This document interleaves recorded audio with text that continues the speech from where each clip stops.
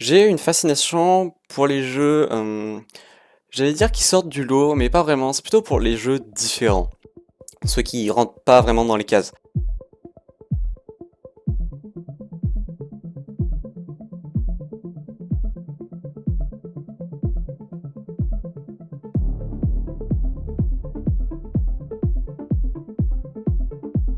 J'ai beaucoup apprécié, comme tout le monde, Undertale.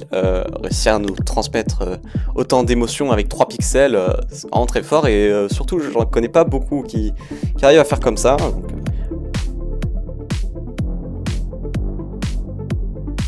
J'ai beaucoup aimé Superhot, hein, dont la force c'est clairement le gameplay et surtout la destruction des quatrièmes murs dans le jeu. Le menu, c'est un écran d'ordinateur, donc déjà pour l'immersion incroyable. Et surtout, quand tu parles à tes potes sur le jeu, en fait quand tu tapes les touches, en fait, c'est quand tu capes vraiment sur ton clavier. Voilà, pour l'immersion c'est incroyable. Voilà, bon, vous faites le jeu, hein, vous comprenez très bien ce que je veux dire. Donc non, voilà, moi le jeu dont j'ai décidé de vous parler aujourd'hui, c'est Hellblade.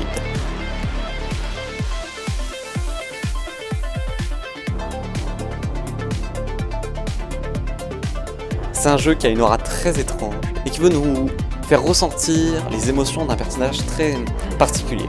Laissez-moi vous raconter l'histoire de Senua. Safe with me. I'll be right here, nice and close so I can speak without alerting the others. Quand on lance le jeu, on est accueilli par une madame sur une barque. Bon, ce qui m'a marqué, moi, en premier, c'est le jeu. Il est beau, déjà, en 2017.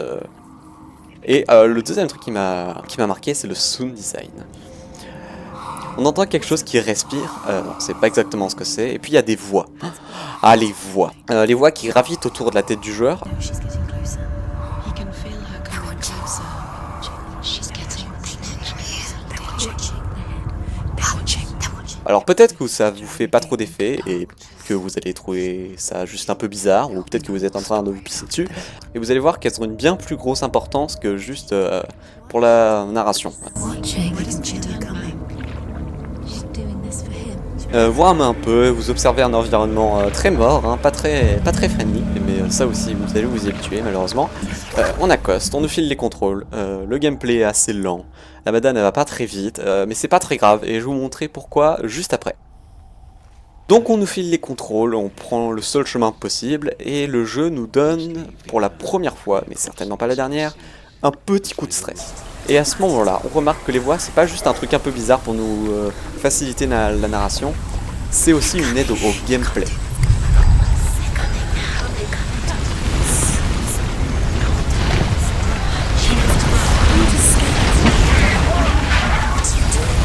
Donc là où ils auraient juste pu nous mettre un écriteau ou une case pour nous dire de courir, là c'est les voix qui nous disent de courir pour ta vie. Et ça montre un truc très important que vous allez comprendre au fur et à mesure de cette vidéo.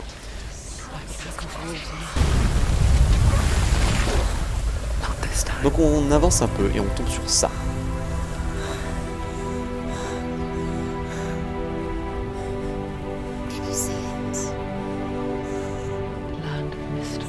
Il est beau le jeu, hein. Je l'ai déjà dit. Bon ok j'arrête.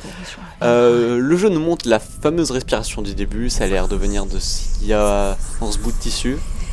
Et ce qu'il y a dans ce bout de tissu, ça a l'air d'être une tête, tête qui respire. Ok, bizarre. Et pour bien appuyer sur l'étrange, le dérangeant, qu'est-ce qu'elles nous disent les voix?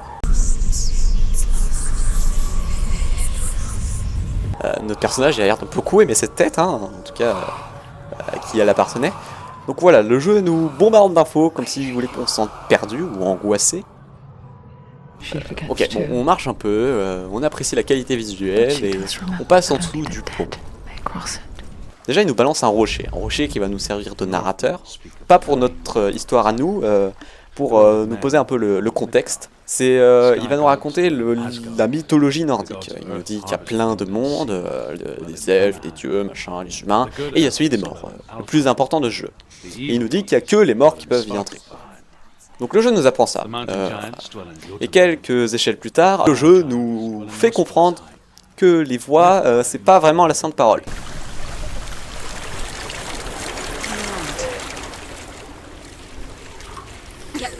What's she waiting for?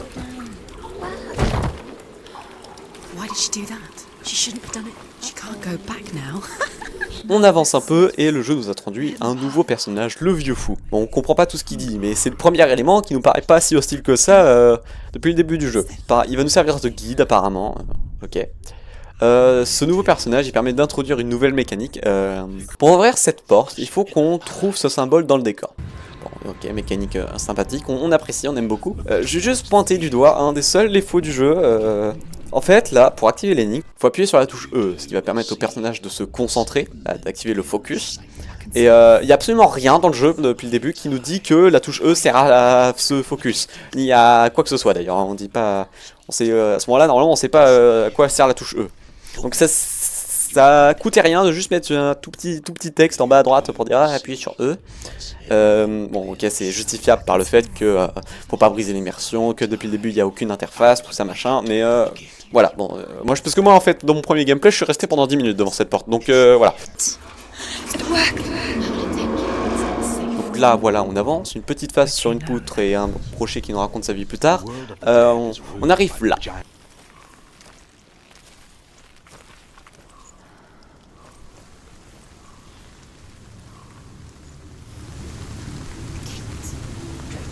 Stay back.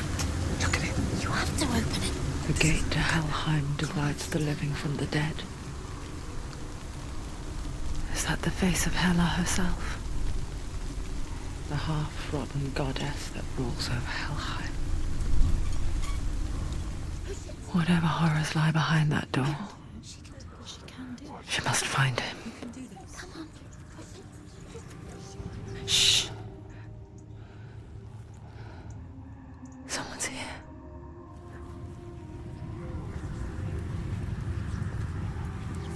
Donc là on commence un peu à flipper, déjà parce qu'il y a une musique qui vient de se lancer, et ensuite parce que la luminosité baisse anormalement vite.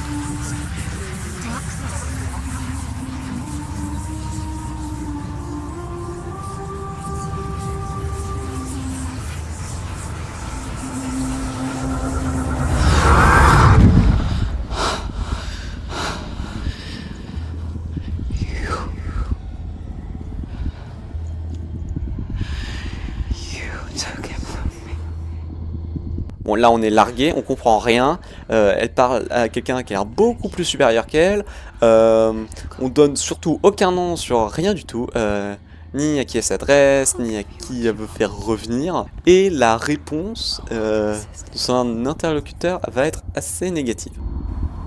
Just give him back.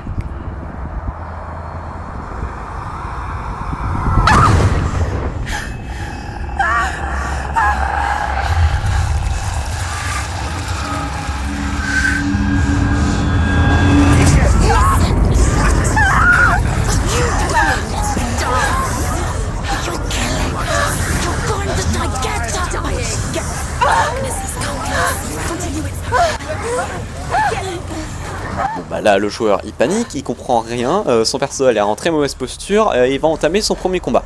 Et on lui a toujours pas appris à se battre.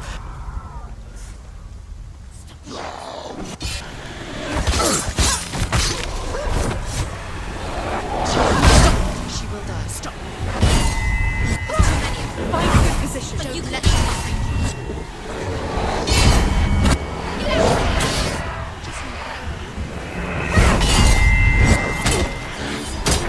They're winning.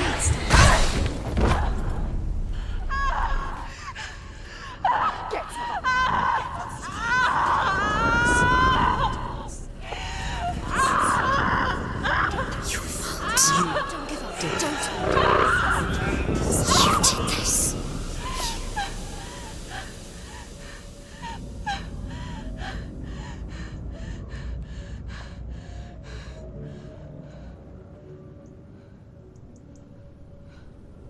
Donc voilà, le joueur lambda essaie très clairement la pisser dessus, et le jeu nous dit que si on meurt trop, on recommence depuis le début.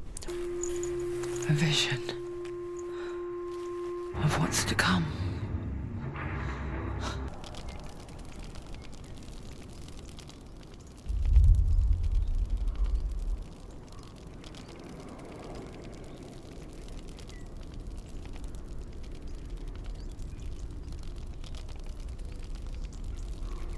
Bon là ils ont mis un petit écriteau, hein, ça brise la règle que j'ai expliqué quelques secondes plus tôt, mais voilà, bon là c'était compliqué de faire comprendre une mécanique aussi complexe en faisant passer les voies, tout ça, machin. Là je les comprends, mais franchement là du coup, s'ils les ont mis un écriteau là, pourquoi ils l'ont pas mis là sur la porte? Non ok, j'arrête. Bon là les voix elles commencent à poser les noms, on commence à comprendre un petit peu mieux. Dillion c'est le nom de la tête, en tout cas qui appartenait à la tête. Il y a une histoire de promesse, que les ténèbres grandissent en Senua et que derrière la grosse porte il y a le royaume des morts. Et que pour franchir la porte on va devoir vaincre 2 dieux. Facile. Listen to me, Senua. The goddess Hela lies behind the gate to Helheim. To open the gate, you must first face the gods that guard it. The god of fire, Surt, and the god of illusion, Valravan. Spill their blood to open the gate to Helheim and enter the land of the dead. Bon, pour vous, il n'est pas encore trop tard pour que vous arrêtiez la vidéo et que vous alliez faire le jeu. Voilà, je vous préviens. Voilà. Bon, pour le reste, on y va.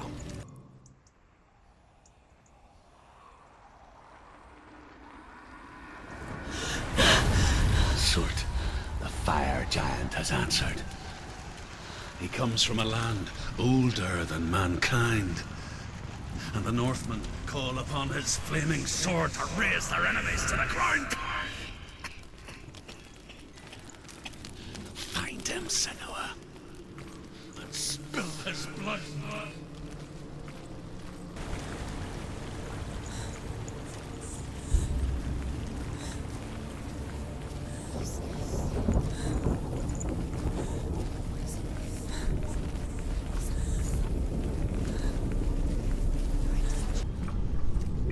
Vous voyez la maison qui brûle là-bas?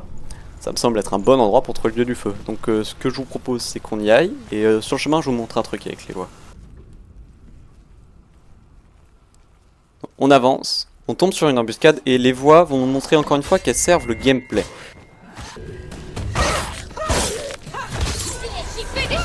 Parce que là où ils auraient pu nous mettre un petit message avec un qui est écrit faible ou nous mettre carrément une barre de vie, là c'est les voix qui nous le disent que l'ennemi est faible et qu'il manque plus que quelques coups.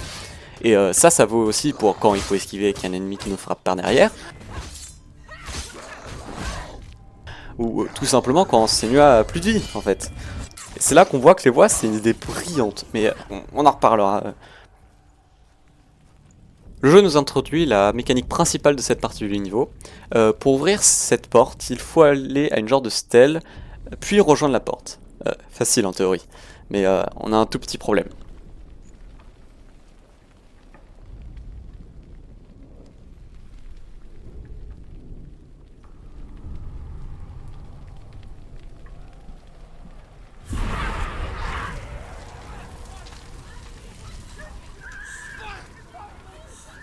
On est chez le dieu du feu, et le feu ça brûle.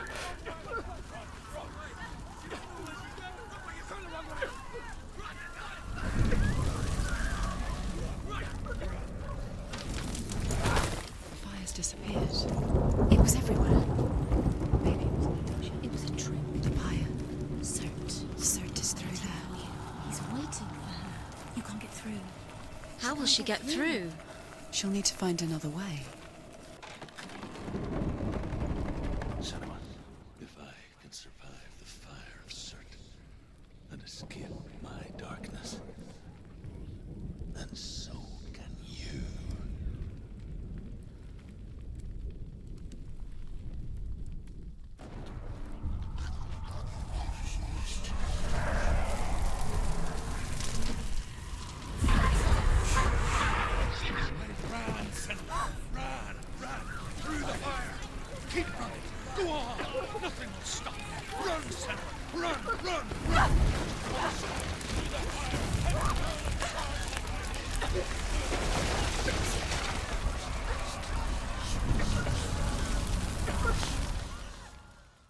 Une petite série d'énigmes plus tard, on a une vision de Dillion qui nous dit qu'il faut que Senua revienne de son périple. Just promise me that you will come back to me. I want you to say it. I want you to say it.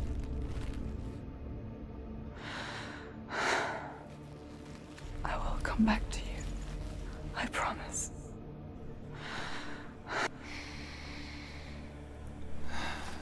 Come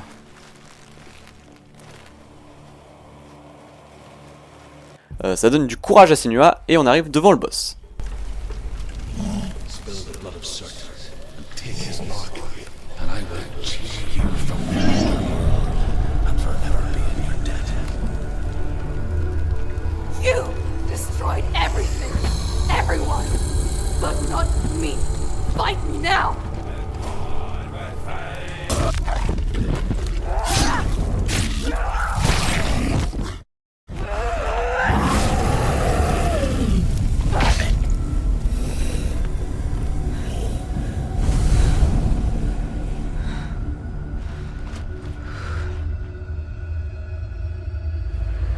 Et de 1.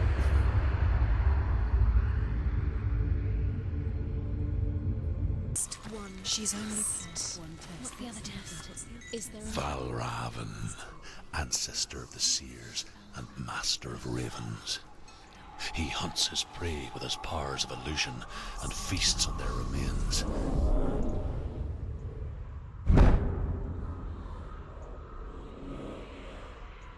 Follow the path to Valravan and defeat him in battle to earn his mark. The gate to Helheim cannot be opened without it. Autour du dieu des illusions. On entre, il va se passer des trucs qui vont nous retourner le crâne. Genre tu passes derrière ces portails bizarres et l'environnement change. Mécanique agréable encore une fois. Et avec ça on doit aligner des petits symboles qui pendouillent avec la porte. J'ai déjà fait le jeu et j'ai fini Portal 2, ça devrait pas poser de problème.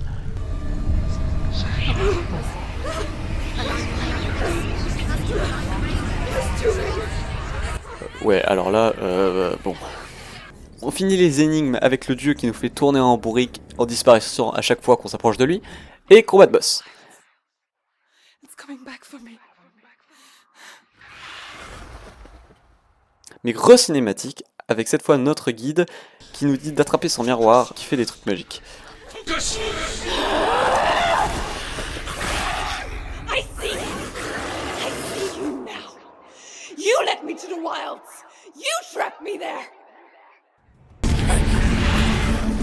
I never beat you in the wilds, did I? It was an illusion. But not this time.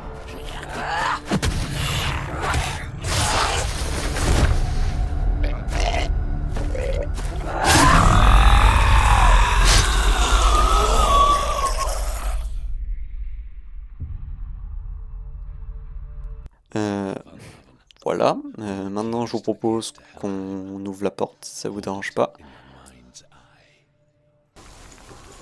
Sur le chemin, on croise une vision de sa mère. Senua, you have the sight. Just like I do. Voilà, vous allez voir, elle va revenir.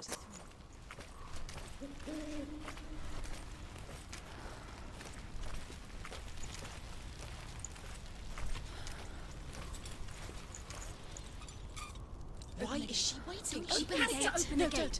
It's dangerous. It's dangerous. Don't open the gate. On ouvre la porte et on rencontre... Truth? Anyone? There is no one here but me. Not you. C'est pas clair du tout qui c'est, hein, mais sur l'OST du jeu, la musique qui se lance à ce moment-là, elle s'appelle Shadow. Donc on peut supposer que ce sont les ténèbres de Senua.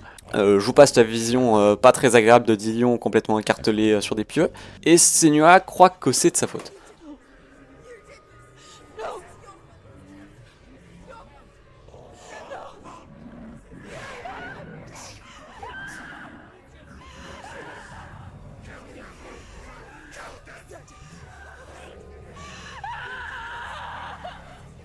Et normalement, c'est à peu près là qu'on se demande si tout ça, c'est pas un peu dans sa tête, entre les visions de sa mère, dans le paysage, le fait que depuis le début du jeu, il y a une ambiance quand même très bizarre. Et même, est-ce que vous avez remarqué que depuis le début du jeu, les seuls personnages qu'on entend, c'est ceux qui sont dans la tête de Senua? C'est bizarre, non? Ok, gardez ça dans un coin de votre tête, on va en reparler. Du coup là, Senua, elle est déterminée, elle veut venger Dillion. C'est pas dit clairement qu'elle veut venger Dillion, mais vous savez, quand c'est bien fait, on peut voir ce que veut un personnage rien qu'à sa tête. Bon, là c'est le moment où je balance une musique de fou, on se retrouve juste après. The darkness won't allow it. So you will walk into the lair of the beast. Look it in the eye, and you will go to war. This is your mission. This is your quest.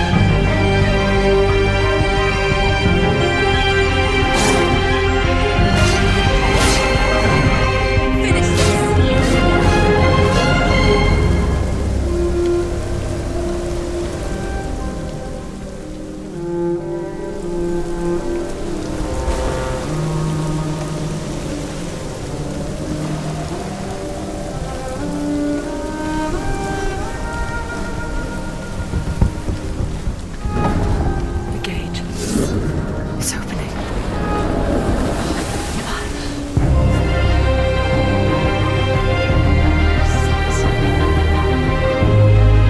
coming. Soon again. It's happening. The source of the dark. It's coming. This is your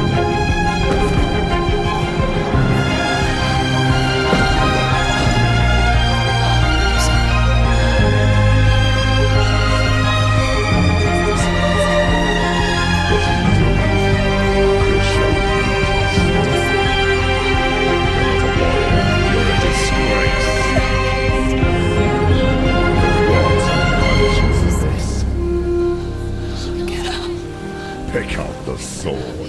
Pick it up. Fight the darkness. Fight it. Get up. Get up. Get up and fight.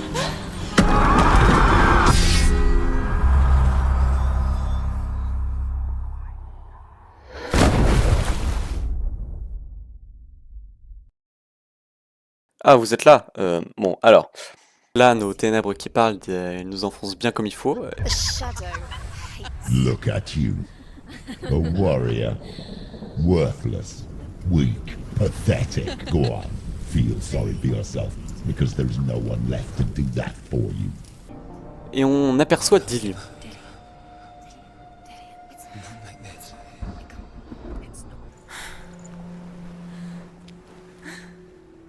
The light.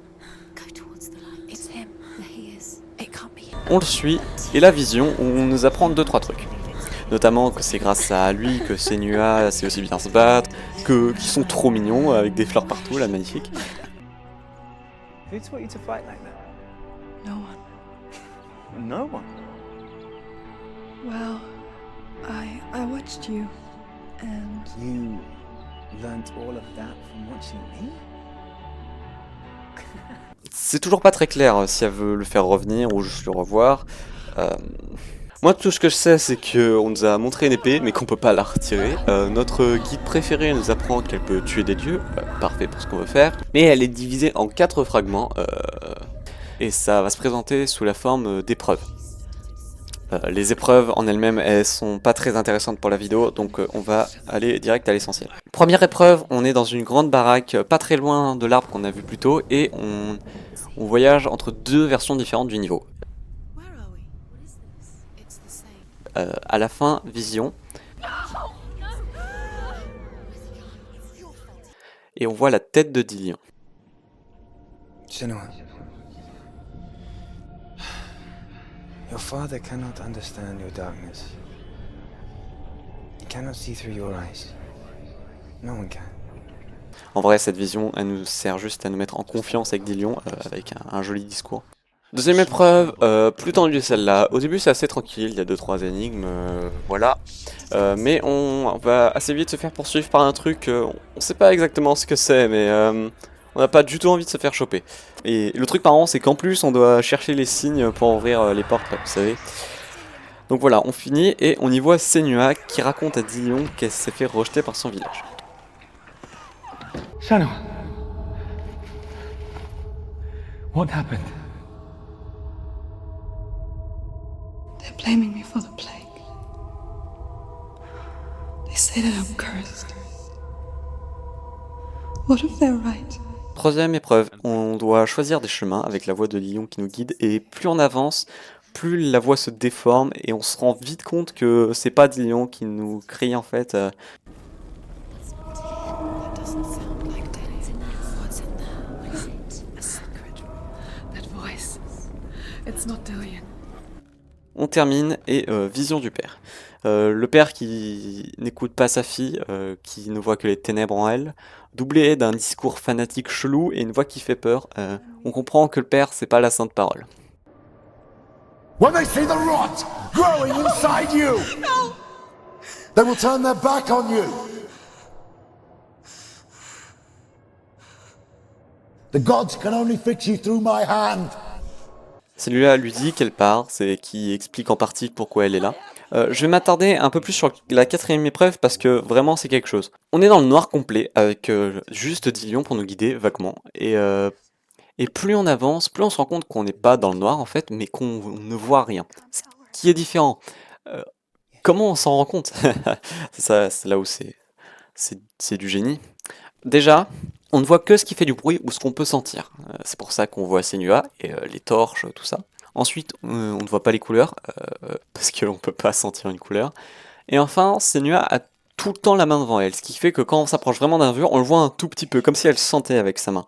Et là, c'est du game design de génie. Pour faire comprendre à un joueur qu'il est aveugle, mais quand même garder quelque chose de visuel, parce qu'il faut quand même que le joueur puisse jouer, ça rend très fort. J'avance un peu, je me dis que c'est que ça va être plié en quelques minutes, mais non, oh que non. I don't know what's inside. Don't be afraid.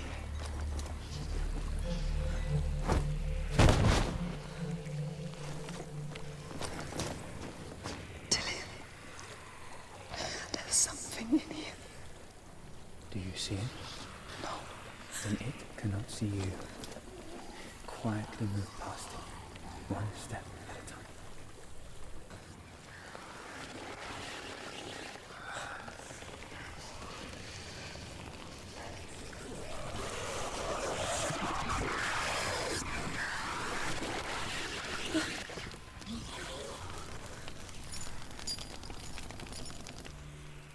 There's a well. Don't turn back. You're getting close.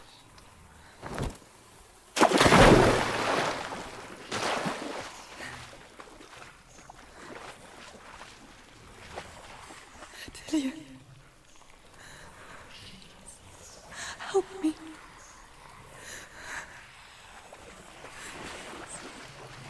Come to me, Senua.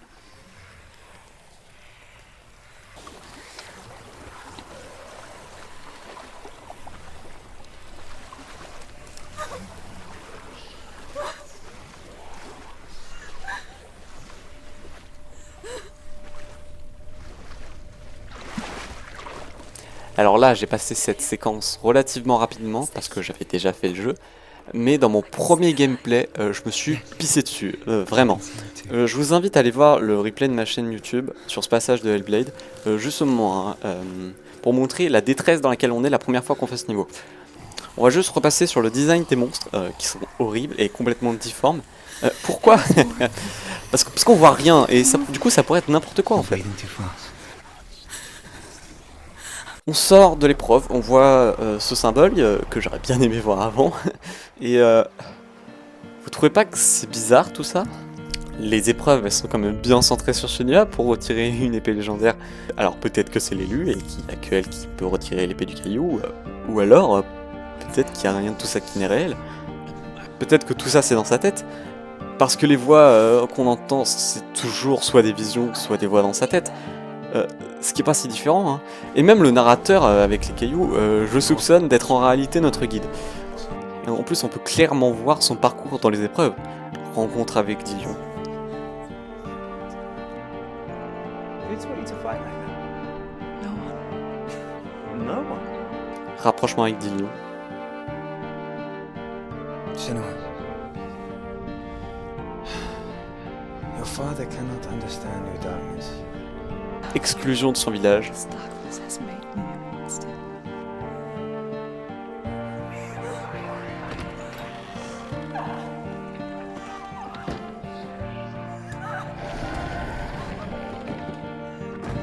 Exclusion de son père. When they see the rot growing inside you! Et ténèbres. Dillion, there's something in you. To leave her past behind and become a warrior in Dillion's clan. Go back. It's not safe. The sword is tainted by the gods of darkness. Leave it. No. He left it here. He wants me to take it. Donc on retire l'épée et vision. On arrive dans un endroit pas très accueillant, que ce soit pour la déco ou pour les réceptionnistes. Mais maintenant on a un sabre laser de fou furieux.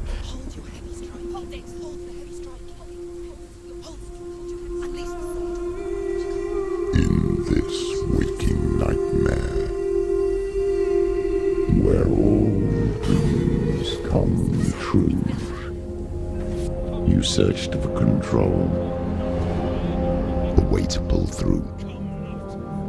When you were in love, you left him in tears, to smother your furies and banish your fears. But in darkness they came. Through stormy black seas they raided these shores. Do you still hear his screams? And now that you're home, he's so far away. They've taken his soul. To these gods you cannot pray. They can break you, but not your promise. Even death won't keep you apart. Through this darkness you will find him. In your sword still beats a heart.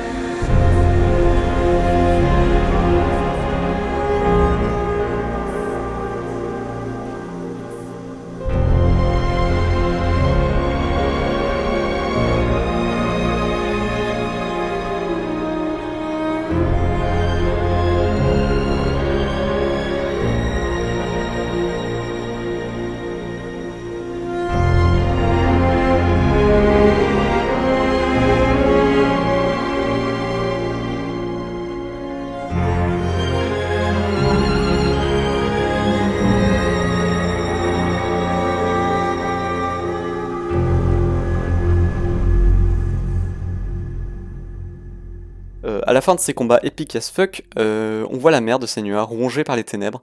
Ça nous montre ce qui arrive à ceux qui succombent.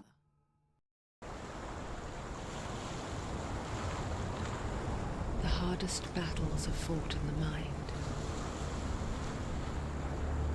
He gave her the sword with which to fight in more ways than one. And she gave him her word, never to surrender. All she needed was a little help, a little hope.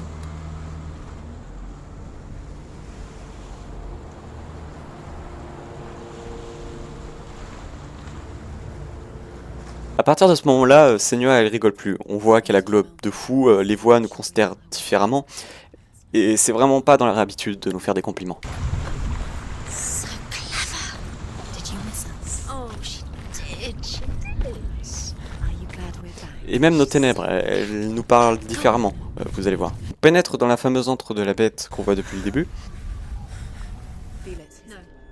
Don't open the door. Don't go in. Don't turn back. Turn back. What's in there? A great beast guards Helheim. On voit que la bête nous repère avec les ténèbres. Bon bah, Do it. quand faut y aller.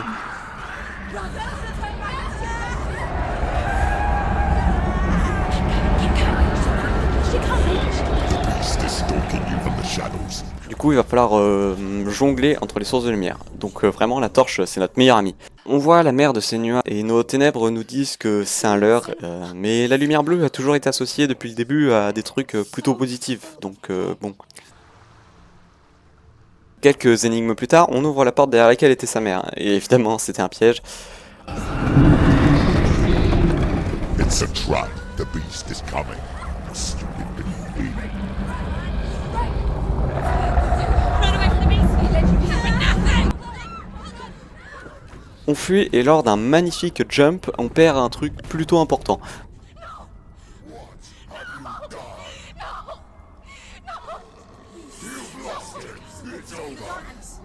On descend tranquillement et je vais juste parler d'une énigme en particulier qui est très mal pensée. En gros, il faut allumer un truc de l'autre côté de la cascade, mais vu qu'il fait noir, si on reste trop longtemps là-bas, on meurt. Et vraiment, sur mon premier gameplay, je suis mort beaucoup de fois avant de trouver la solution. Et en fait, il fallait retourner sur ses pas pour trouver un tout petit passage, et évidemment, on pouvait pas le voir à moins d'être vraiment à côté. Ok, voilà, c'est bon, j'ai fini mon coup de gueule. On avance, on voit le crâne de Dillion, et on se fait aggro par la bête.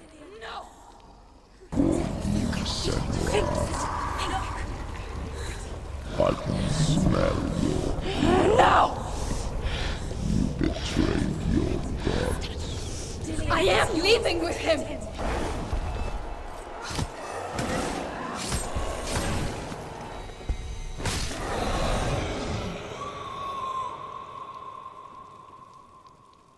Bon bah ça c'est fait. Durant cette partie du jeu, j'ai remarqué qu'en fait on évolue avec Senua. Au début on a peur de tout, exactement comme elle, et à la fin on fonce dans les ténèbres et on découpe des monstres qui sont beaucoup plus grands qu'elle.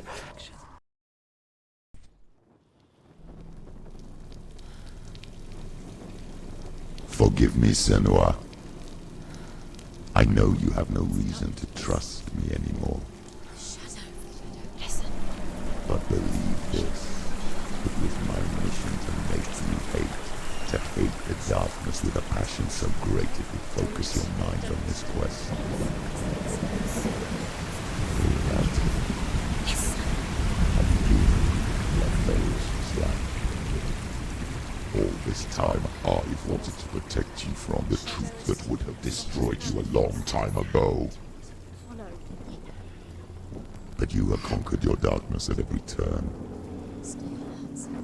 You deserve to see behind the veil of darkness. Then take me to the mountains. As deep as we can go. I won't stand in your way. She has to trust him. You will not survive what is in there. I know. Bon bah fin du jeu du coup. Wait.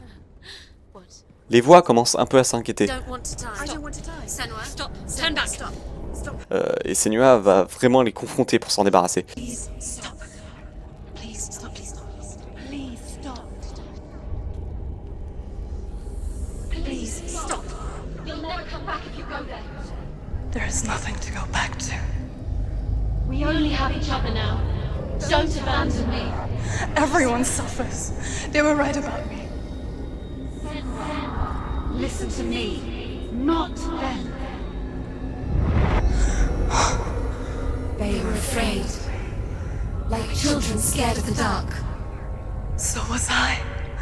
They made up monsters to fill the void. That doesn't make them real. They made them real. No!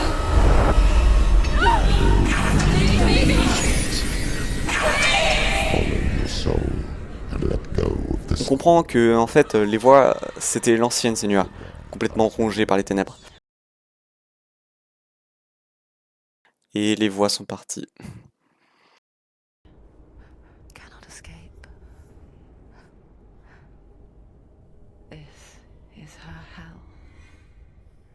On entre dans Hell et on a une vision de sa mère au bûcher et on entend les ténèbres et elles ont un visage.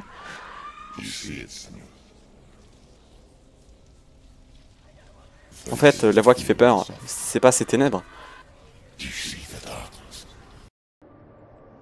When they see the rot growing inside you! C'est son père. Et en fait, Senua, elle est pas folle ni maudite ni rien, son père l'a rendue folle. Et c'est pas un hasard si le jeu nous fait subtilement croire pendant tout le jeu que la voix bizarre c'est nos ténèbres et pas le père. Parce qu'au final, c'est pas si différent, le père agit comme les ténèbres. Il rend fou et embrouille tout le monde, y compris ses victimes. This is the will of the gods. Fuck the gods! You did this to her! Why? I do understand. You grasp with your own madness. It's just a child. You created this darkness! You created this darkness so you could hide behind it! Only suffering brings salvation. It is the way of the gods.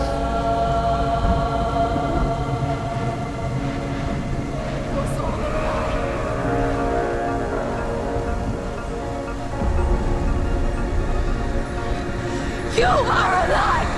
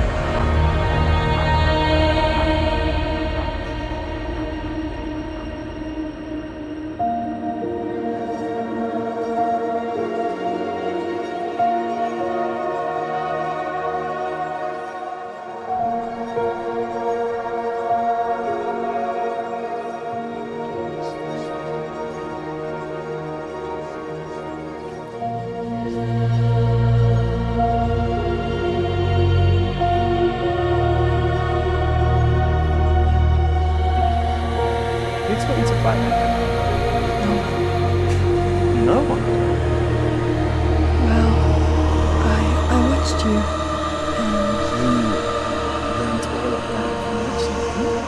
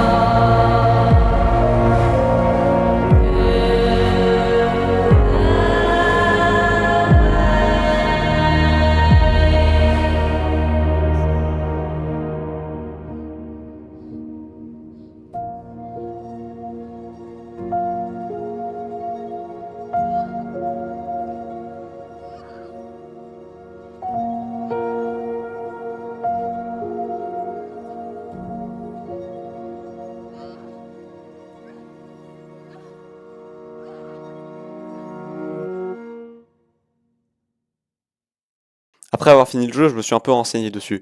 Et j'ai trouvé des trucs grâce au documentaire intégré au jeu.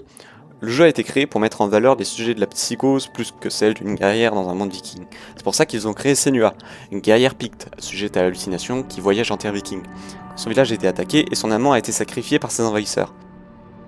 Étant donné que ce genre de maladie est un tabou, les développeurs ont dû faire appel à des experts dans le domaine, ainsi qu'à des personnes réellement atteintes de cette maladie.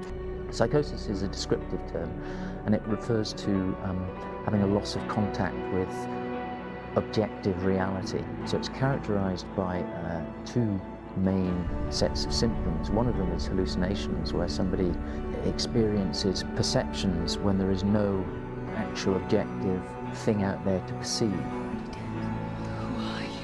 And the other is delusions, where somebody comes to very often bizarre, unpleasant, frightening beliefs when there's no good evidence in favor of them. Ce n'est pas un hasard si le média du jeu vidéo a été choisi. En effet, c'est dans ces expériences qu'on est le plus immergé. Le jeu vidéo permet un grand modelage de l'univers dans lequel évolue le spectateur. Quand on lance le jeu pour la première fois, on apprend et on se plie à ses règles. Par exemple, j'arrive dans un monde où la profondeur n'existe pas et où je peux faire des sauts de 5 mètres. Et dans Hellblade, c'est exactement la même chose. On lance le jeu et notre personnage entend des voix dans sa tête. Et il doit trouver des symboles dans le paysage pour ouvrir des portes. Tout est normal. Ce que ça permet, c'est de nous mettre le plus possible dans la peau du héros. Parce que dans Hellblade, on agit comme quelqu'un qui est atteint de psychose. On entend des voix dans notre tête et au bout de quelques heures, ça y est, c'est assimilé. Et on n'y fait plus attention. Alors pourquoi ça marche aussi bien? Plusieurs choses. Déjà, ils ont très bien marié ça avec l'histoire et l'univers. On est dans un environnement flippant où on comprend pas tout ce qui se passe et qui est habité par des dieux maléfiques. Donc pour le joueur, c'est pas complètement délirant qu'il se passe des trucs bizarres. Ensuite, pour que l'illusion fonctionne, il faut autre chose. Parce que à ce compte-là, s'il fallait juste que ça colle avec l'histoire, un film aurait très bien pu le faire. L'illusion marche car ça a été brillamment intégré au gameplay. Parce que la mécanique de voir des symboles dans le décor et que ça ait une réelle importance dans le jeu, c'est pas de tirer de nulle part. Les gens atteints de psychose ont vraiment des fixettes sur des trucs tout bêtes qui voient dans la vie. Et ça vaut aussi pour les fois dans la tête de Senua qui l'aide en combat, les déformations de la vision, et toutes les mécaniques des sous-niveaux que j'ai pas vraiment abordées dans la vidéo. Et ça c'était possible grâce à tous les chercheurs et tous les volontaires qui ont bien voulu participer au projet. Leur but avec ce jeu c'était de sensibiliser les gens à ce genre de maladie. Et c'est pour ça qu'ils ont montré que ça pouvait arriver à tout le monde, avec le père qui la rend folle. Que même avec cette maladie, on peut vivre normalement avec Dillion qui la traite comme une vraie personne et qui l'aime vraiment. Et que ça provoque des harcèlements avec le village qui la rejette.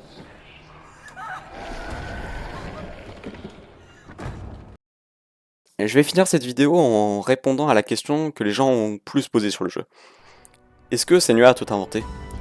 Est-ce que tout ça est réel? Bien sûr, c'est sa réalité. This now will be your story to witness.